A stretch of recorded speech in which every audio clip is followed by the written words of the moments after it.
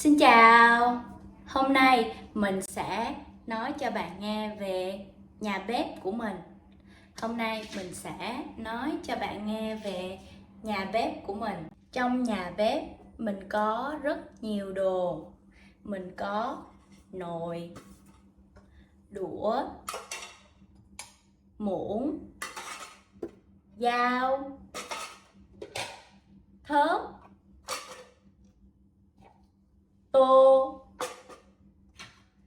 dĩa và chảo. Trong bếp mình có rất nhiều đồ. Còn bạn thì sao? Đây là cái nồi. Đây là cái nồi. Cái nồi để nấu canh. Cái nồi để nấu canh.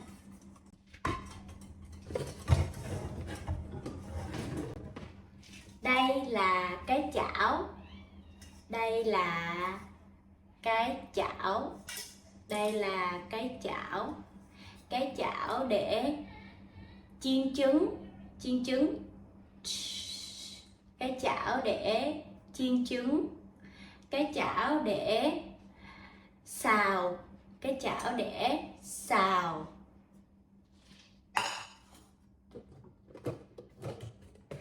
Đây là cái thau. Đây là cái thau. Cái thau để rửa rau. Cái thau để rửa rau. Đây là cái rổ. Rổ và thau để rửa rau. Đây là đôi đũa. Đây là đôi đũa. Người Việt Nam thích ăn cơm bằng đũa. Người Việt Nam thích ăn cơm bằng đũa. Bạn có biết ăn cơm bằng đũa không? Bạn có biết ăn cơm bằng đũa không?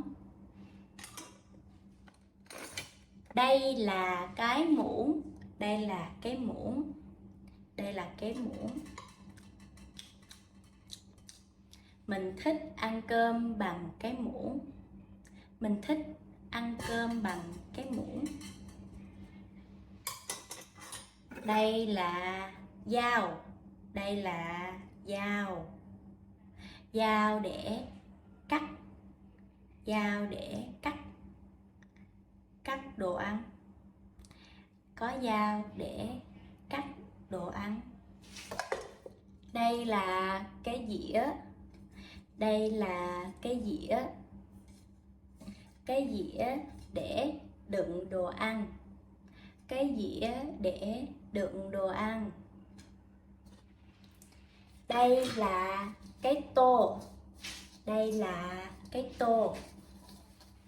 Cái tô để đựng đồ ăn. Cái tô để đựng cơm, đựng canh. Cái tô để đựng đồ ăn. Đây là cái thớt. Đây là cái thớt. Cái thớt và con dao để cắt đồ ăn. Cái thớt và con dao để cắt đồ ăn.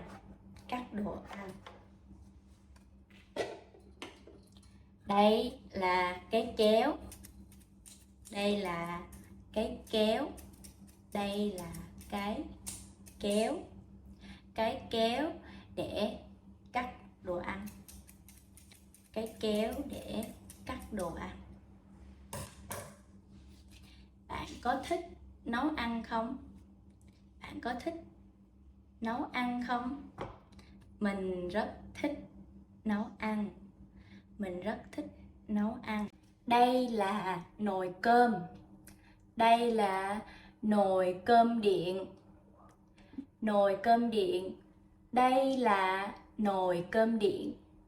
Nồi cơm điện để nấu cơm. Nồi cơm điện để nấu cơm. Cơm ngon. Cơm rất ngon. Mình rất thích ăn cơm. Mình rất thích ăn cơm. Bạn có thích ăn cơm không? Bạn có thích ăn cơm không? Nói cho mình biết nha. Tạm biệt. Tạm biệt.